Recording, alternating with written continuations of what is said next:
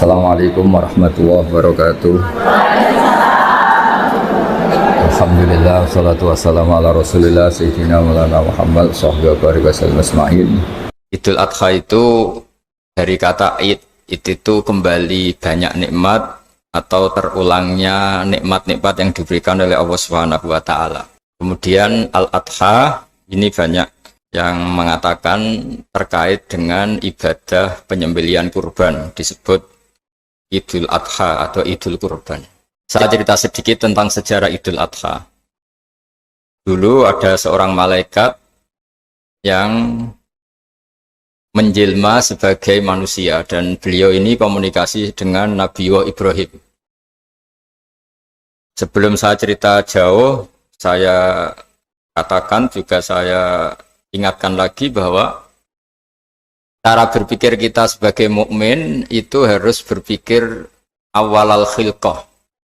Awal kita dijadikan oleh Allah Ta'ala, yaitu Nabi Adam materinya dari tanah, nyatanya bisa jadi Nabi Adam. Kita dari sperma, nyatanya bisa jadi manusia dengan konstruksi yang sempurna. Dengan cara seperti ini nanti bayangkan kekuasaan Allah yang tidak terbatas menjadi mudah. Saya teruskan, si malaikat tadi tanya ke Nabi Ibrahim, saya minta kambing kamu. Oh ya, silahkan. Asal kamu melantunkan kalimat tasbih, terus dibaca tasbih, indah sekali, merdu. Terus bisa minta tambahan kambing, ya. Sampai beberapa kali. Demi Allah, ini baru kambing, baru hewan. Andaikan anak saya pun, kalau demi Allah saya kurbankan.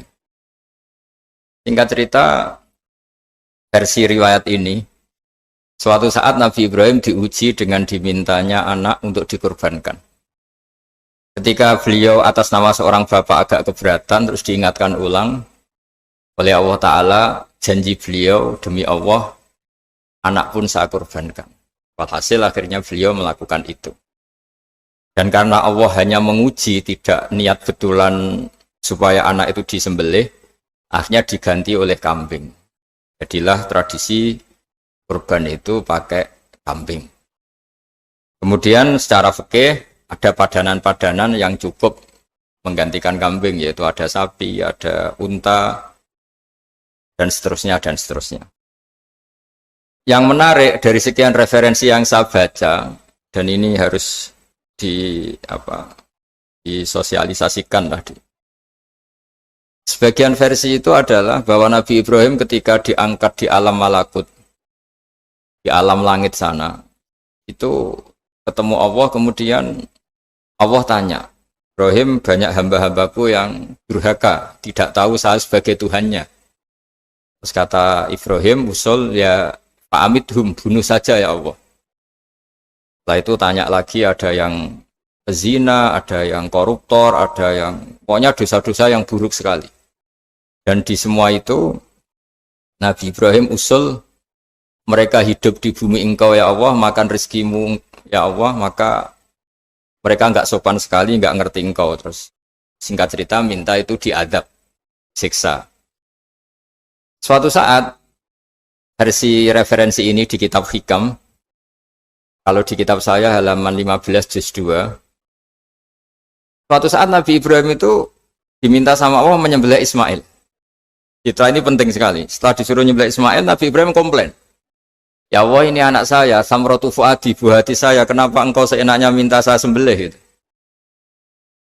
Gak bisa ya Allah, ini samratu fuadi, buah hati saya. Terus kata Allah, orang-orang yang durhaka yang kamu usulkan supaya saya bunuh, itu hamba saya menciptakan mereka, saya mencintai mereka, karena itu ciptaan saya.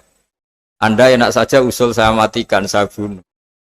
Sekarang ketika Anda usul, saya tidak mikir. Kenapa ketika saya usul kamu mikir? Terus akhirnya Nabi Ibrahim mau oke ya Allah. Setelah itu semenjak itu Nabi Ibrahim itu begitu sayang sama hamba-hambanya Allah. Sehingga dari cerita yang paling masyhur, ketika Abu Bakar As-Siddiq begitu lemah lembut sama hamba-hamba Allah yang lain, Nabi Muhammad mensepadankan dalam hal ini sama Nabi Ibrahim, hati kamu sehalus Ibrahim. Yaitu Nabi Ibrahim Beliau akhir-akhir punya komitmen faman tabi'ani fa innahu minni wa man asani fa innaka ghafurur rahim. Ya Allah, orang yang ikut sunnahku maka jelas bagian dari saya. Dan yang sedang durhaka wa man asani, saya harapkan fa innaka ghafurur rahim. Engkau Maha Pengampun, Maha Penyayang. Semenjak itu menjadi sunnatan mutaba'ah bahwa agama ini agama rahmatan lil alamin, bahwa melihat kemungkaran, melihat kebodohan, ketimpangan, itu komitmen kita ini membenahin, bukan menghabisin. Melihat kesalahan, komitmen kita ini in uridu ilal islaha mastata'tu. Komitmen kita ini ingin lebih baik, bukan mengacaukan dunia ini. Semenjak itu terus syariat-syariat Islam disebut anit tabi millata Ibrahim Hanifah, bahwa kita ngikuti millahnya Ibrahim. Sebab itu kemudian setelah ini menjadi sunnatan mutaba'ah, bahkan banyak ulama yang berpendapat ketika Rasulullah SAW Mi'raj, itu dari sekian Nabi Ulul Azmi yang enggak ketemu itu Nabi Nuh. Nabi Nuh alaihissalam, padahal termasuk Nabi Ulul Azmi. Itu banyak yang menganalisis karena Nabi Nuh itu pernah berdoa, Rabbi la tadhar alal ardi minal kafirina dayaro. Nabi Nuh adalah Nabi yang pernah cara Jawa maksud no kaumnya, mendoakan buruk sama kaumnya, dan itu tidak manhaj, tidak metode yang Nabi Muhammad disuruh ikut metode itu, tapi Nabi disuruh ikut manhaj atau pola sosiologi, pola dakwah atau pola sosial yang harus mengikuti Nabi Ibrahim anit tabi millata Ibrahim Hanifah. Nabi Ibrahim itu orang yang sangat lemah lembut, yang ngendikan faman tabi'ani fa innahu minni wa man asani fa innaka ghafurur rahim. Sebab itu teman-teman yang di Kanada, yang di mana-mana, kita ngikuti status ilmu hakikat. Di ilmu manusia, negara ini milik Kanada, milik Amerika, milik Eropa misalnya, atau milik mana sajalah. Tapi di status ilmu hakikat semua itu milik Allah. Sehingga di antara ciri khas Islam adalah kalau dulu agama-agama lain harus salat di tempat peribadatan mereka, Islam mengatakan ju'ilat lanal ardu kulluha masjidan, semua bumi Allah itu masjid, tempat sujud. Sehingga orang Islam fa'enama adrokatu sholat, kamu kapan saja ketemu waktu sholat, ya sholat, semua bumi Allah itu tempat sujud. Sehingga suatu saat sahabat yang biasa siaha, biasa hidup di perantauan, Nabi memberi nasihat, al-bilad biladullah wal ibad ibadullah fahaitsuma asabta khairan fa'akim. Semua negara itu milik Allah, semua hamba dimanapun juga hamba Allah. Kamu di mana saja mendapatkan kebaikan, ya silahkan berdomisili di situ. Saya pernah di Korea, itu asik karena itu yang orang-orang katanya teman-teman, saya ini di rumah itu enggak kiai, Gus. Sering di sawah, sering di Tegal. Gara-gara di Korea jadi mufti gitu. Karena nggak ada kiainya itu. Jadi orang-orang yang nggak jadi kiai di Jawa, mungkin kalau di luar Jawa atau di luar Indonesia malah jadi kiai gitu. Artinya gini, pentingnya jadi kiai bukan menjadi gagah, itu enggak, tapi begini. Dulu bawaannya rakyat itu kan kalau ke masjid komplain, ada masjid bocor, kayak ada keran yang kurang baik. Kalau sudah jadi kiai itu tahu rasanya. Betapa nata masjid itu susah, ngelola masjid itu susah, nyari imam itu juga susah, melanggengkan jamaah juga susah. Jadi pentingnya jadi kiai itu bukan gagah-gagahan jadi imam, tapi bertanggung jawab atas proses yang berjalan. Jika dulu di antara nasihat bapak saya, bapak itu termasuk orang yang nggak suka sama orang tawadhu, orang yang sopan. Dulu saya juga iskal itu janggal. Kata bapak, wong tawadhu itu apik, orang sopan itu baik. Tapi biasanya itu cara orang menghindari tanggung jawab. Disuruh jadi kiai nggak mau, tapi kalau ada kiai salah komplain itu. Disuruh jadi menteri nggak mau, kalau ada menteri salah komplain itu. Disuruh jadi apa nggak mau, kesannya tawadhu, tapi sebenarnya hanya menghindari tanggung jawab. Disuruh pidato nggak mau, disuruh jadi MC nggak mau, tapi kalau ada orang salah komplain itu.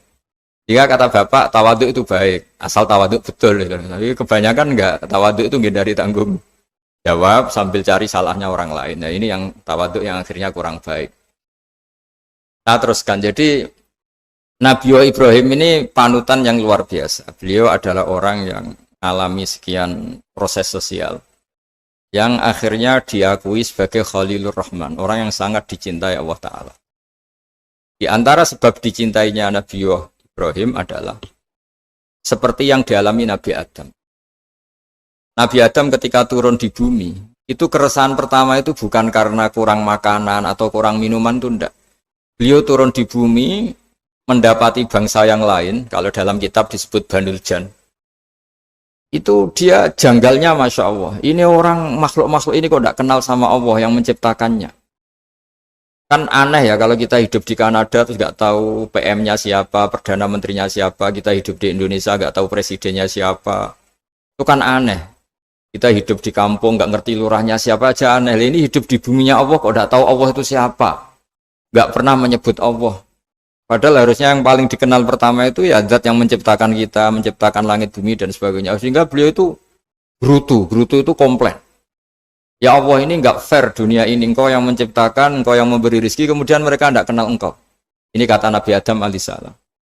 Barokahnya komplain itu, jadi komplain itu yang diridhoi Allah juga banyak. Akhirnya Allah meridhoi Nabi Adam, dosa-dosanya, salahnya itu diampuni. Ya ukuran seorang Nabi, beliau dianggap salah itu diampuni, karena keresahan beliau itu takut Allah enggak dikenal. Nah, masjid yang di Kanada, di Montreal juga ketakutan kita ini jangan sampai orang Islam tidak punya tempat ibadah. Meskipun setelah punya tempat ibadah, ketakutan kita jangan-jangan ibadahnya tidak sesuai sunnah Rasul. Setelah sesuai sunnah Rasul kita takut lagi, jangan-jangan memaksa sesuai tapi karena ingin benar. Dan setelah ingin benar, takutnya secara tasawuf ngimani kebenaran itu. Bukan ngimani rahmatnya Allah tapi ngimani kebenaran itu. Akhirnya jadi ujub. Ujub itu bangga amal diterima karena kebaikannya, bukan karena fadlnya Allah, karena anugerah. Nah ketakutan-ketakutan ini khas orang soleh. Orang soleh itu kalau nggak sholat takut. Setelah sholat takut nggak sesuai syarat rukun. Setelah sesuai semua takut iktimat alal amal. Membanggakan kebenaran. Tapi bukan membanggakan luasnya rahmatnya Allah Ta'ala. Sehingga di luar ilmu fikih ada ilmu namanya ilmu tasawuf. Ilmu yang mengelola hati. Jadi ibarat orang itu kalau yang paling masyhur dalam cerita-cerita orang sufi, ada orang sudah masuk surga karena tidak pernah dosa sama sekali. Ini cerita-cerita yang melegenda di dunia tasawuf. Tanya Allah, kenapa kamu masuk surga? Karena saya taat terus ya Allah, nggak pernah maksiat sama engkau. Berapa lama kamu hidup di dunia? 80 tahun. Ya sudah, karena taat kamu 80 tahun, ya surga kamu 80 tahun. Ya komplain, ya Allah katanya surga selamanya. Kenapa ini hanya 80 tahun? Yang selamanya itu rahmat saya. Kalau amal kamu kan terbatas 80 tahun, maka balasannya hanya 80 tahun. Nah semenjak itu beliau sadar, oh ya Allah, masuk surga itu fadlmu, anugerahmu, amal saya tidak ada bandingannya dengan surgamu. Nah ini jadi sehingga keyakinan ahli sunnah wal jamaah diantara ciri khasnya adalah masuk surga itu karena fadlnya Allah, karena anugerahnya Allah. Maksudnya itu oke, kita amal, tapi amal kita tetap terbatas. Tidak memberi kontribusi pada kerajaan Allah, pada kedikjayaan Allah sebagai Tuhan. Yang tidak terbatas adalah fadlnya Allah Subhanahu wa Ta'ala. Nah, keresahan-keresahan ini kemudian yang diwariskan oleh para nabi ke ulama-ulama. Di keresahannya ulama itu mirip-mirip keresahan nabi. Nabi dulu itu sampai dakwah, sampai sosialisasi kebenaran itu takut Allah itu la yuzkaru fi mulki. Allah tidak disebut, tidak menjadi aktor. Kan tidak fair kita misalnya nempat di negara orang terus nggak tahu duta besarnya siapa, terus kalau ngurus paspor di mana, ngurus visa di mana. Ini sama, kita hambanya Allah tapi nggak pernah ngurus status kehambaannya. Harusnya kita ngurus status kehambaan kita dengan sholat, berarti kehambaan kita hidup. Dan baca tasbih berarti kehambaan kita hidup. Makanya dalam sebuah ayat disebutkan masuk surga itu gampang, yang susah itu kamu masuk status kehambaan itu. Makanya disebut ya aja Tuhan nafsul mutmainnah irji'i ila rabbiki radiyatan mardiyah. Pertama apa? Fadkhuli fi ibadi. Kamu harus masuk status sebagai hambaku dulu. Baru wadkhuli jannati, baru kamu baru masuk surga. Jadi orang boleh nikmati fasilitas negara lain kalau visa paspornya disahkan. Orang boleh masuk surga kalau status kehambaannya disahkan oleh Allah Subhanahu wa Ta'ala. Nah, lalu status kehambaan itu dimulai dari mana? Secara fisik kita sujud. Anggota tubuh yang begitu terhormat, namanya kepala, kita tundukkan kepada Allah Ta'ala. Hati kita, akal kita yang ingin menguasai dunia misalnya, ambisi itu kita kalahkan untuk hanya tunduk kepada aturan-aturan Allah Subhanahu wa Ta'ala. kekhawatiran kita akan menghadapi alam akhirat. Nah, ini yang penting. Nanti setelah kita mati kayak apa, jadi debu, jadi tanah, lalu bangkit kita gimana? Sebagaimana mukadimah saya, ingatlah annas atil ula. Ingatlah penciptaan pertama, bahwa Allah punya reputasi menciptakan Nabi Adam dari tanah, dan di tubuh Nabi Adam itu tersimpan calon generasi berikutnya ila yaumil qiyamah. Kayak apa susahnya bikin Nabi Adam kalau andikan kita boleh berpikir. Bikin satu master manusia yang akan melahirkan manusia seluruh dunia.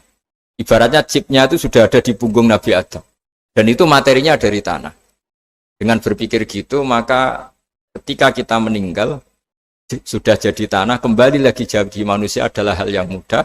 Karena Allah punya reputasi menciptakan manusia super, yaitu Nabi Adam dari tanah. Jika setiap kali kita iskal janggal terhadap kekuasaan Allah, kata Allah Ta'ala, Qul yuhyihalladzi ansha'aha awwala marrah. Kalau kamu janggal terhadap kemampuan saya, kemampuan kami menghidupkan tulang belulang yang sudah rapuh, sudah hancur, maka ingatlah reputasi saya, kata Allah, reputasi kami menciptakan Adam dari tanah. Ya, para nabi itu, ini semoga teman-teman yang di Kanaja masih ingat betul iman yang dilatih para guru kita di Jawa, di Indonesia. Para nabi itu saking imannya sama Allah, itu tidak ada, sampai kasarnya itu nggak tahu bedanya antara hal itu masuk akal maupun tidak. Saya beri contoh begini, kalau dalam ilmu tauhid, dan ini harus kita latih terus sampai ketemu Allah Ta'ala. Ketika telur jadi ayam, itu sebetulnya itu kita juga tidak ikut mampu bikin telur jadi ayam. Tapi berhubung sering terjadi, kita bilang telur jadi ayam itu mungkin. Mungkin itu ya mungkin sering terjadi. Padahal sering terjadi ini juga tidak yang jenis kita ikut berkontribusi. Lalu ketika sering terjadi ini kita bilang itu mungkin. Padahal saat kita bilang mungkin, juga hakikatnya kita tidak ikut menciptakan telur menjadi ayam. Lalu karena seringnya telur jadi ayam, kita bilang telur jadi ayam itu mungkin. Mungkin itu gak muhal. Begitu juga bebijian, nanti jadi pohon besar yang rindang, yang berbuah, kita katakan mungkin. Kenapa kita katakan mungkin? Karena itu sering terjadi. Toh kita pun tidak ikut menciptakan biji jadi pohon besar, telur jadi ayam. Artinya apa? Zaman sesuatu itu sering terjadi, kita pun sebetulnya tidak pernah ikut menciptakan. Hanya menyaksikan sering, terus kita bilang itu mungkin. Tapi kita tidak memberi kontribusi sama sekali. Semua itu karena kudrohnya Allah, kemampuan Allah. Lalu ketika ada orang yang bilang batu ini bisa melahirkan unta, kita bilang muhal, batu itu tidak mungkin melahirkan unta. Tapi kalau seorang nabi itu nggak tahu bedanya antara batu melahirkan unta dengan indukan unta melahirkan unta. Karena nabi-nabi itu makomnya sudah sangat tinggi. Ketika unta induk melahirkan unta juga tidak atas kemampuan unta induk. Unta induk tidak punya kemampuan menciptakan unta. Juga karena kudrohnya Allah Ta'ala.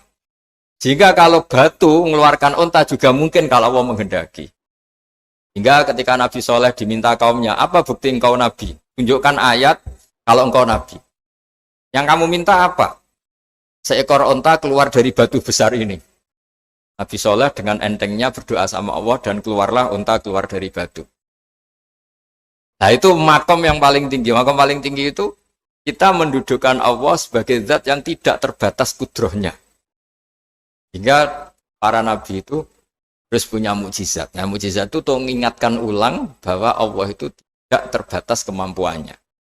Bagaimana unta keluar dari batu besar zaman Nabi Soleh, zaman Nabi Muhammad air keluar dari jemarinya Rasulullah SAW, Nabi Ibrahim dibakar tidak mempan, tetap sehat, tetap bugar. Karena semua ini sebagai bukti bahwa kudrohnya Allah tidak terbatas. Nah, iman-iman seperti ini harus kita jaga. Apapun rasionalitas kita, dan meskipun kita selalu rasional, tetap menyisakan iman bahwa kudroh Allah itu tidak terbatas. Sehingga ketika ada cerita kematian orang soleh itu ditangisi langit dan bumi, kita tidak usah iskal, tidak usah janggal, masa bumi bisa menangis? Karena kita yang sekarang bisa nangis adalah materinya dari tanah, materinya dari bumi. Terus iman ini kita jaga sehingga kalau kita yasinan, Masih ingat Allah kalau mengingatkan kudrohnya yang tidak terbatas, manusia disuruh ingat qul yuhyyihalladzi ansha'aha awwala marrah. Kamu harus ingat bahwa Allah itu yang menghidupkan kamu, menghidupkan semuanya ketika kamu belum menjadi seperti ini. Jadi intinya itu kita ingat meskipun telur itu lazim jadi ayam, tetap tidak karena kudrohnya ayam itu, tapi karena kudrohnya Allah. Indukan unta melahirkan anak unta juga bukan kemampuan indukan unta, karena ini juga makhluk yang lemah, tapi juga kemampuan Allah Subhanahu wa Ta'ala. Jika dengan demikian kita termasuk hamba Allah sesuai target yang diingatkan Allah.